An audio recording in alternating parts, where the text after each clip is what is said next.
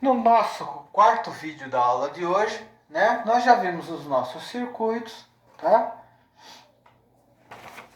E vamos ver como que essas coisas aparecem. No nosso resumo de número 5, tá?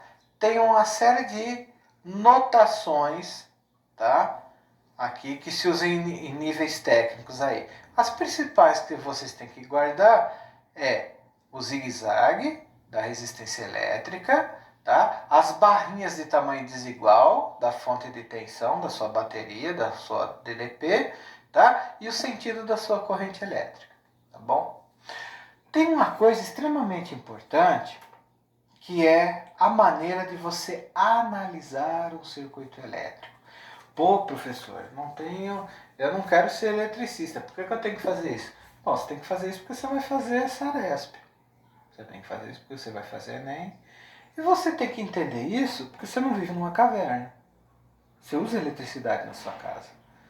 Na casa que você mora atualmente, tá? E em todas que você terá ao longo da sua vida. Você vai usar eletricidade. Você tem que entender um pouco de eletricidade básica para não fazer besteira, não se matar. Tá? Porque senão você vai ligar um chuveiro, não sabe como é que funciona, corre risco de provocar um acidente fatal. Então tem que saber um pouquinho de eletricidade básica. Por isso que faz parte do currículo. Tá? Eletricidade tem tudo a ver com o nosso dia a dia. A gente não tem como viver hoje em dia sem eletricidade. Vocês estão assistindo a aula que está sendo gravada através de recursos elétricos. É um dispositivo elétrico, o celular. Tá? A gente faz uso, a gente precisa. E a gente faz uso sem pensar e acaba ignorando os riscos da eletricidade. A eletricidade é perigosa, então a gente tem que saber como que calcula as coisas para saber, por exemplo, por que eu não posso passar uma corrente alta no fio fininho? Por que eu tenho que usar fita isolante e não posso passar durex numa emenda de fio? Por que o fio esquenta às vezes? Por que cheira queimado? Né? Então, a parte básica da eletricidade, todo mundo tem que saber. Não é só o eletricista, não. O eletricista ele é um especialista. Tá? Então, vamos ver.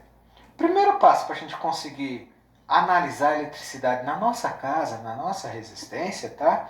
É ver que a gente pode ter vários dispositivos ligados na eletricidade.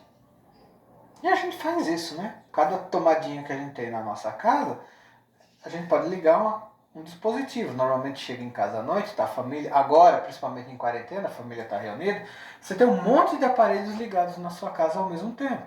Ventilador, celular, notebook, pode ter um forno elétrico, pode ter um aparelho de televisão, pode ter um sistema de som ligado, pode ter um aquecedor, um aparelho de ar-condicionado, geladeira, tudo ao mesmo jeito, liquidificador, batedeira, máquina de lavar, né?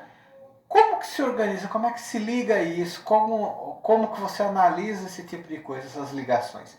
Você pode verificar que elas têm a possibilidade de ser ligadas em série, em paralelo ou de uma maneira mista, que é como normalmente elas estão ligadas.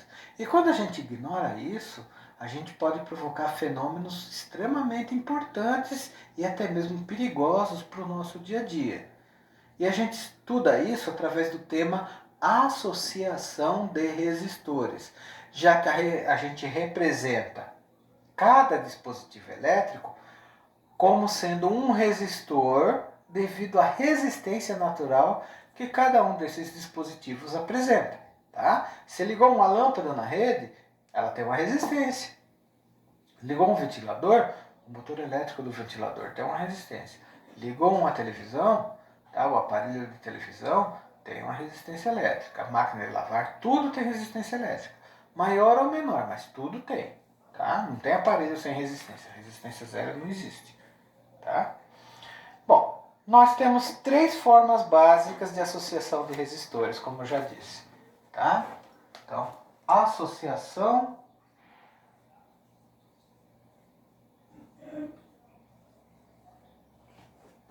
de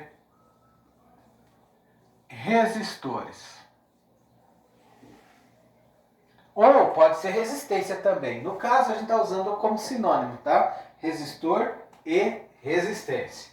Tá? Bom, como que a gente gente representa isso? Eu represento assim. Minha fonte de tensão. Tá? E aqui eu coloco meu fio. E aqui eu coloco minha resistência. E aí eu posso ter um monte de coisas aqui para trás. Eu disse para vocês que, aqui é a corrente, né? Posso ter 3 tipos de associação. Então a gente vai estudar agora de maneira independente esses 3 tipos. Que é a associação em série,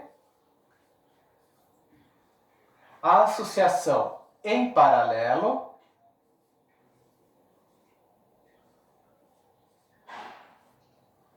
e a associação mista, que é o que efetivamente a gente tem mais no dia a dia, na vida real. Tá? Nossas resistências usam essa daqui, que é quando eu misturo séries e paralelos. Tá? No próximo vídeo a gente dá conta disso.